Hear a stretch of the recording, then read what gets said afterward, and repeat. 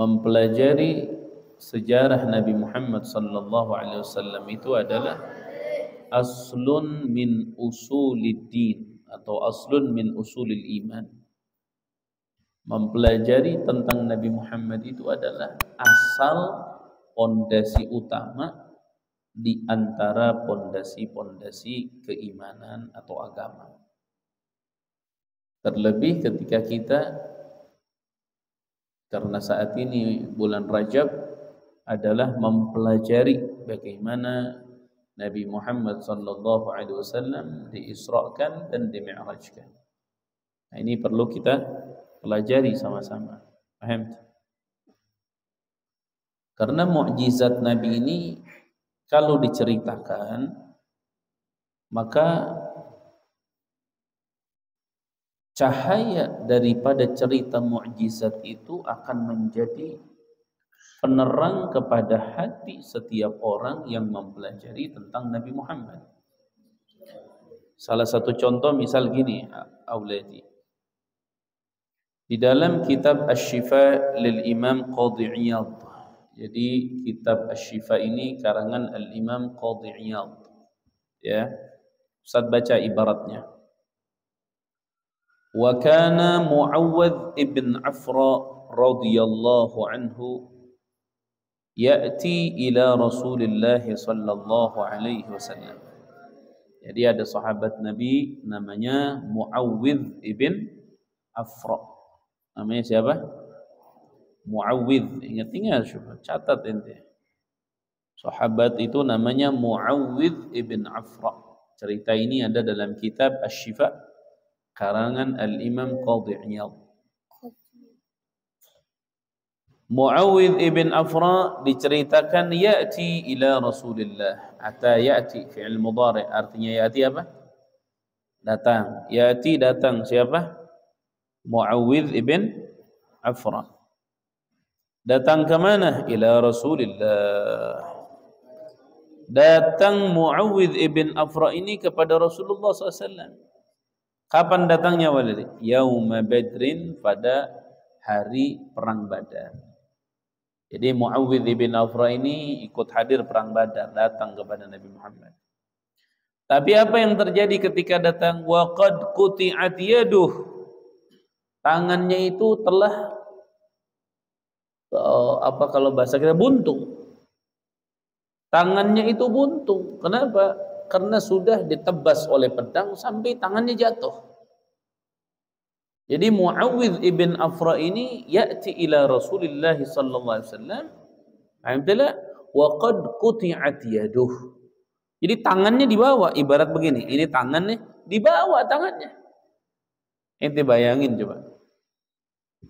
Kuatnya para sahabat, tangan kena pedang jatuh masih bisa dibawa. Berarti ini apa? Darah ngalir. Di tangan yang putus, darah juga ngalir. Sambil darahnya ngalir masih bisa apa? Dibawa. Akhirnya apa? Fahamalaha ila Rasulillah sallallahu alaihi wasallam. Dibawa akhirnya ke Nabi Muhammad sallallahu alaihi wasallam. Apa yang terjadi setelah dibawa kepada Nabi? Fa'adaha Rasulullah sallallahu alaihi wa alihi wasallam ila mawdi'iha wa masahaha. Akhirnya itu tangan diambil sama Nabi Muhammad. Mu'awwidh, tangan kamu jatuh. Sini. Diambil oleh Nabi Muhammad, ditempelkan lagi ke tempat yang buntung itu, yang putus itu, diusap sama Nabi Muhammad. Set. Kembali itu tangan seakan-akan tidak terluka sama sekali. Ini a'jazal atibba. Kalau bahasa kita, ini dokter-dokter geleng-geleng kepala ini. Cimande udah angkat tangan ini. Ada orang datang ke Cimande bawa tangan. Kiai, Pak Haji, tolong diurutin. Apa yang sakit? Tangan. Mana tangannya? Ini. Ini buntung, nggak ada. Ini tangannya gimana? Nggak bisa. Ente jangan bicara begituan. Jangan bicara tangan asli. Tangan boneka aja susah ente balikin. Dia dibalikin sama Nabi Muhammad. usapin sama Nabi, kembali itu tangan seakan-akan tangan itu tidak terluka. Seakan-akan tangan itu tidak terluka. Masya Allah. Alhamdulillah. Itu mukjizatnya Nabi Muhammad. Bahkan ada sahabat Ukasyah. Ini sahabat Ukasyah ini terkenal. Kalau kalian belajar tentang hayatus sahabah, cerita-cerita sahabat Rasul, Ukasyah ini terkenal. Ukasyah datang ke Rasulullah. Ini Ukasyah modalnya nekat. Ikut perang dia Ukasyah ini. Udah Ukasyah ini ikut perang, di medan perang dia nggak bawa apa-apa. Nggak bawa golok, nggak bawa pedang, nggak bawa senjata sama sekali. Datang dia ke Rasulullah. Kata ya Rasulullah, ada apa Ukasyah? Ini saya nggak bawa senjata Rasul, nggak bawa senjata. Nah inti mau perang nggak bawa senjata? Enggak ya Rasul. Ya sudah, ambil itu jaridatun nakhl, pelapah kurma ambil. Dia ambil pelapah kurma, dipotesin yang ujungnya. Potesin karena kering, dipotesin. Nah, udah dipakai nih buat perang. Dipakai sama Ukasyah. Ini nakhl, gusun atau bahasa kita apa ya ibaratnya?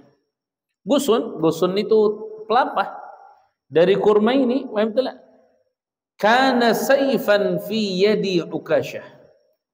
Itu jadi pedang di tangannya sahabat Ukasyah. Akhirnya Ukasyah perang pakai itu. Bayangin coba waladi. Sampai dalam sejarah yang lain, pedang dari kayu itu bisa mematahkan pedang-pedang yang dibuat dari besi-besi atau bahan-bahan yang luar biasa. Pedang itu dikasih nama sama Nabi namanya Aun. Nama pedangnya apa? Aun. Nama pedangnya Aun. Kenapa yang punya Ukasyah dikasih nama pedangnya Aun? Karena Nabi Muhammad juga pernah ngasih ke sahabat namanya Abdullah bin Jahash. Sama, dikasih pelapah kurma yang kering. Abdullah bin Jahash mau perang nggak punya pedang, dikasih pelapah. Nah, Abdullah bin Jahash pakai nih. Kalau ya Rasul kayak ini, enggak itu pedang pakai. Ayo sudah. Dipakai di medan perang, dia tajamnya seperti pedang yang nomor 1 di kala itu. Dikasih nama juga biar gak ketukar. Kalau yang tadi yang dimiliki oleh Ukasyah dikasih namanya Aun. Kalau yang dikasih oleh Nabi kepada Abdullah bin Jahash itu namanya Urjun. Namanya apa? Urjun. Pedang juga. Jadi bayangin coba. Nabi Muhammad sallallahu alaihi wasallam. Alhamdulillah. Kalau tadi di dalam Muhammadun, nih Ustaz bacain biar kalian ngambil itunya. Di sini dikatakan begini. Muhammadun lam najid an hubbihi badala. Muhammadun Nabi Muhammad. Lam najid, tidak menemukan kami an hubbihi, dari cintanya terhadap Nabi badala pengganti. Jadi kalau ada orang cinta sama suaminya atau suami cinta sama istrinya, itu bisa ada gantinya. Bisa ada gantinya yang lebih baik, bisa. Tapi kalau sudah cinta kepada Nabi Muhammad sallallahu alaihi wasallam, lam najid an hubbihi badala. Enggak ada gantinya. Kenapa coba waladi enggak ada gantinya? Karena kecintaan itu tidak pernah terlepas dari keindahan. Dan keindahan makhluk Allah, semua keindahan makhluk itu terkumpul pada jasadnya Nabi Muhammad sallallahu alaihi wasallam. Orang lihat gunung indah bisa bosan. Lihat lautan indah bisa bosan. Ada orang Jakarta baru datang ke Ribat Nurul Falah. Lihat mata air di kolam bawah, indah amat ini air. Baru lihat loh. Tanya anak ribat, itu kolam indah nggak? Boro-boro indah. Kenapa? Karena setiap hari dia apa? Dipandang. Keindahan yang setiap hari dipandang itu akan membosankan. Membuat indah itu seakan-akan tidak indah. Bagi orang yang jarang akan menjadi indah. Tapi tidak ada sejarahnya sahabat yang mengatakan aku bosan melihat keindahan Nabi, nggak ada. Justru ada sahabat sehari nggak bisa ngelihat Nabi, mereka nggak bisa makan, nggak bisa istirahat. Sampai-sampai ada sahabat ditemukan oleh Nabi Muhammad wajahnya itu pucat banget. Ditanya sama Nabi Muhammad, kamu wajahnya pucat amat, kenapa? Dijawab, ya Rasulullah, aku ini sedang bersedih. Kenapa bersedih? Aku ini tidak melihatmu satu hari. Satu hari ini nggak jumpa, aku ndak bisa makan, ndak bisa minum, nggak bisa tidur nyenyak ya Rasulullah sehari. Aku memikirkan bagaimana keadaanku di akhirat nanti. Engkau di mana? Aku di mana? Mungkin berhari-hari aku tidak akan bisa melihatmu ya Rasulullah. Sementara sehari saja aku tidak sanggup untuk tidak melihatmu. Di situ Nabi Muhammad SAW menjawab, al-mar'u ma'aman ahab, manusia bersama orang yang dicintainya. Dan itu harus tahu, itu harus tahu. Paling cinta Nabi Muhammad dan paling bangga Nabi Muhammad kepada umatnya. Siapa yang paling dicinta? Semua umat Nabi dicinta oleh Nabi Muhammad. Semua dicinta oleh Nabi Muhammad. Tapi ada yang cintanya Nabi lebih sama dia. Siapa? Talibul ilm, itu yang selalu mencari ilmu. Pokoknya orang yang tidak pernah lepas hidupnya dalam menuntut ilmu, dialah sejatinya orang yang paling dicintai oleh Nabi Muhammad. Orang yang tidak pernah berhenti menuntut ilmu dalam hidupnya, dialah orang yang mendapatkan jaminan dari Allah melalui lisan mulianya Nabi Muhammad. Jangankan yang cari ilmu itu masih hidup, jangan. Meninggalnya saja terlihat sesuatu yang sedih. Ternyata untuk pencari ilmu itu adalah kebahagiaan yang sebenarnya.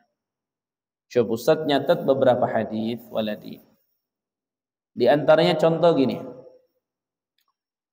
Qala Rasulullah sallallahu alaihi wasallam fima rawahu at-Tabarani. Nabi Muhammad sallallahu alaihi wasallam bersabda di dalam yang diriwayatkan oleh Imam Tabarani. Apa kata Nabi? Man jaa ajaluhu wa huwa yatlubul ilma laqiyallahu wa lam yakun bainahu wa bainan nabiyyin illa darajatun nubuwah. Kata Nabi apa? Barang siapa yang datang ajal kepadanya dan orang tersebut dalam keadaan menuntut ilmu, maka orang itu akan bertemu Allah. Tidak ada antara dia dengan para nabi terkecuali hanya derajat kenabian. Artinya apa?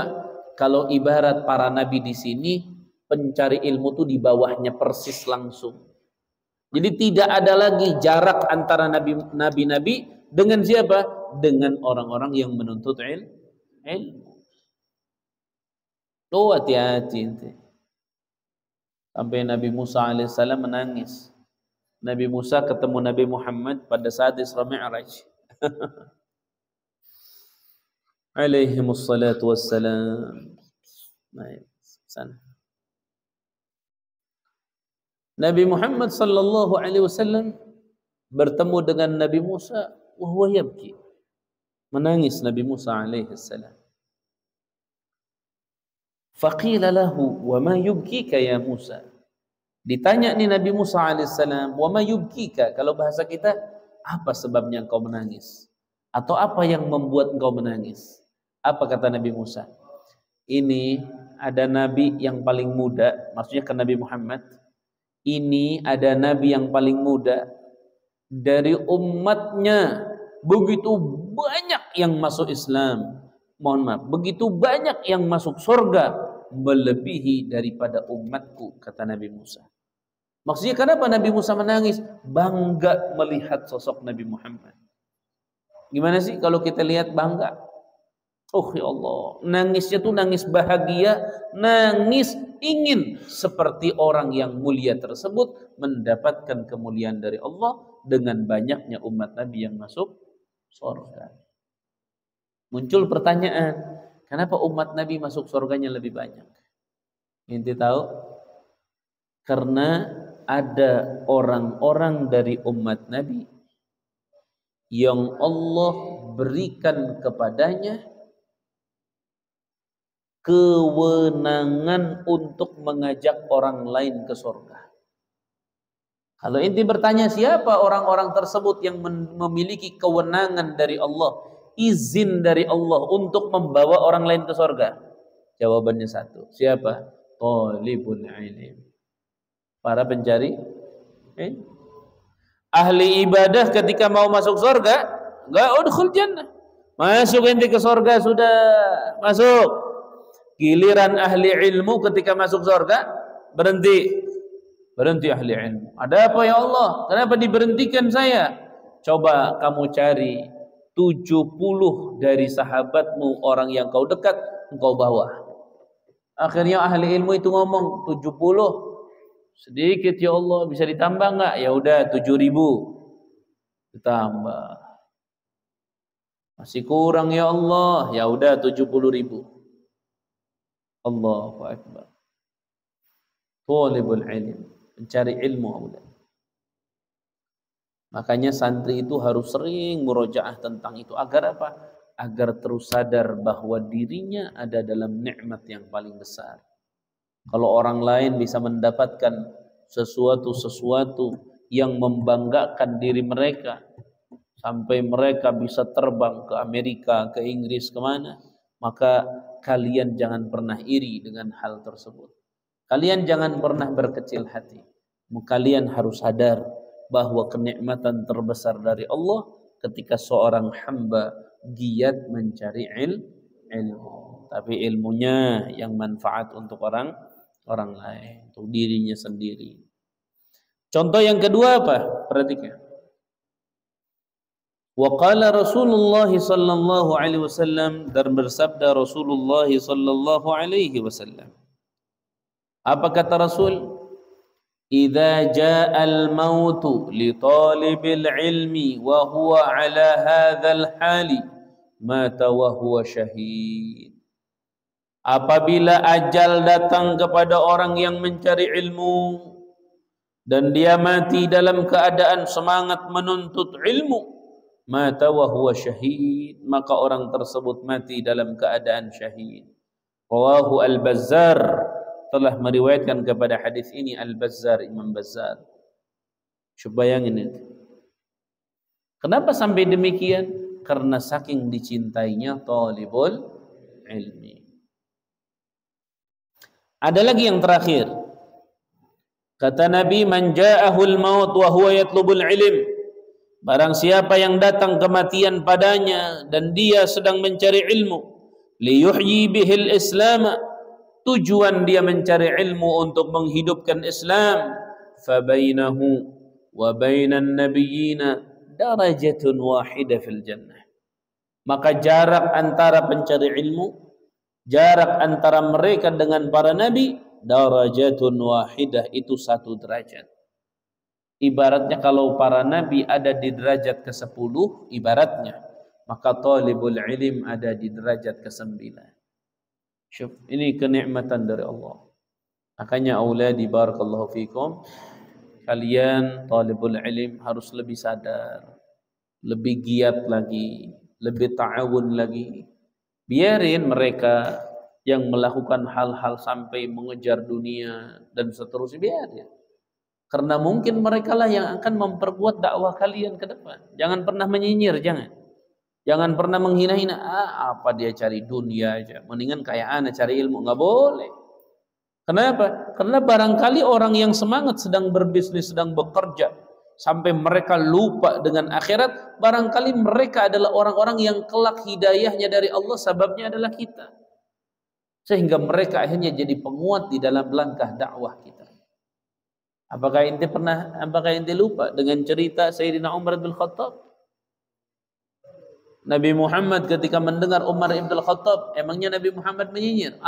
Apaan nih Umar bin Khattab begitu? Enggak. Nabi Muhammad ketika melihat Abu Jahal, apakah Nabi Muhammad itu menyinyir? Enggak. Enggak. Malah Nabi Muhammad berdoa, Ya Allahumma izzal Islam bi ahadil umarain. Ya Allah, perkuatlah Islam ini ya Allah dengan salah satu dua Umar. Maksud Umar di sini adalah Umar bin Khattab dan yang kedua adalah Amr. Amr ini maksudnya siapa? Abu Jahal. Kenapa? Karena dua orang ini punya wibawa, punya haibah yang luar biasa. Nabi malah berdoa. Nah, ketika kalian melihat misalnya ada orang-orang yang kuat bisnisnya namun terlihat mereka lupa dengan dunia, ente bukan nyinyir, berdoa. Ya Allah, kuatkan perjalanan dakwah saya oleh dia ya Allah. Biar dia dapat hidayah ya Allah. Hartanya biar buat dakwah ya Allah. Minta sama Allah. Bukan nyinyir, bukan. Minta sama Allah. Tatkala itu katanya doa Nabi Muhammad ini terbang. Abu Jahal saat itu sedang melakukan tashbik begini. Wa Umar bin Khattab sedang melakukan begini. Ya, fawafaqa, akhirnya mengakuri, ngepas doanya Nabi Muhammad kepada Sayyidina Umar bin Khattab. Akhirnya Sayyidina Umar masuk ke dalam Islam. Bayangin nanti Sayyidina Umar ketika datang ke Rasulullah sallallahu alaihi wasallam, tatkala itu sahabat sangat sedikit di sebuah tempat namanya Al-Hijran, masih sedikit. Itu sahabat Umar datang, ini Nabi di dalam udah dijaga sama sahabat.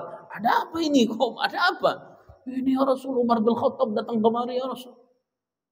Dijagain. Yang jaga bukan satu, karena bandingan Umar bin Khattab ini dalam fisik ngebandingin puluhan.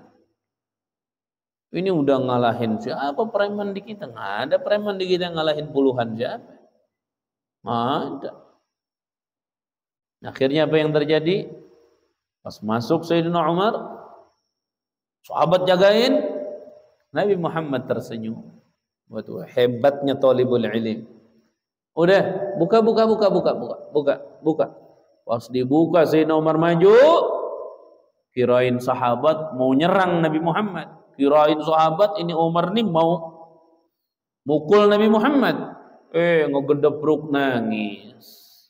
Akhirnya ngucapin dua kalimat syahadat. Asyhadu an la ilaha illallah wa asyhadu annaka Muhammadun Rasulullah. Takbir semua sahabat di situ. Allahu Akbar, senang.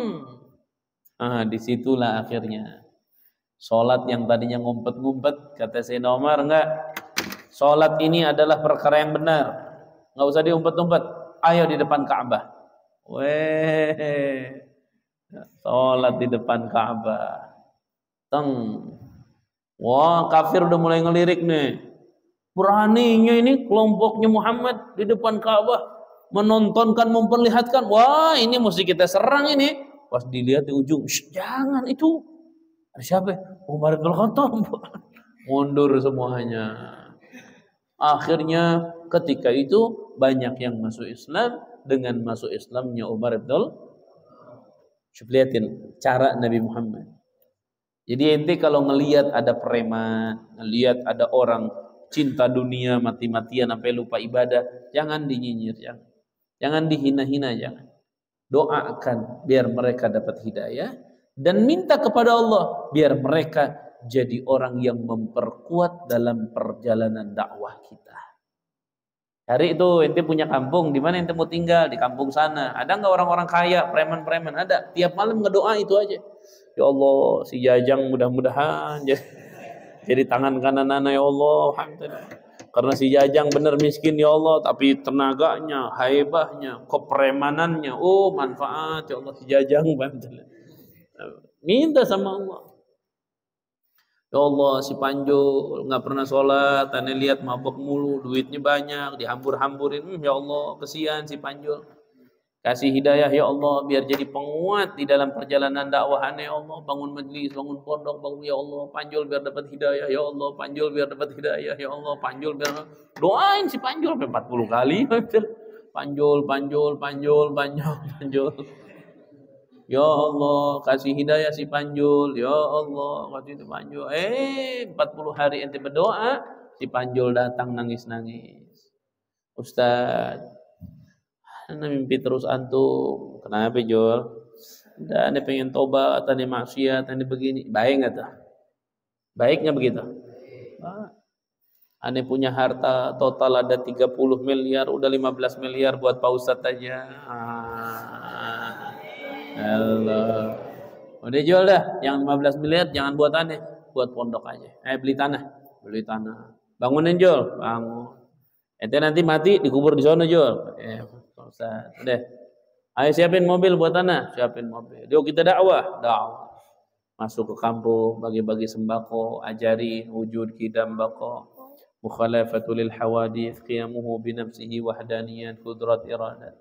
Ajarin furudul wudu sittatun, an-niyatu wa ghaslul wajhi wa ghaslul yadain ma'al mirfaqain wa masu ba'd ar-ras. Fahamtlah? Wa ghaslul rijlain ila al-ka'bain wa tartib.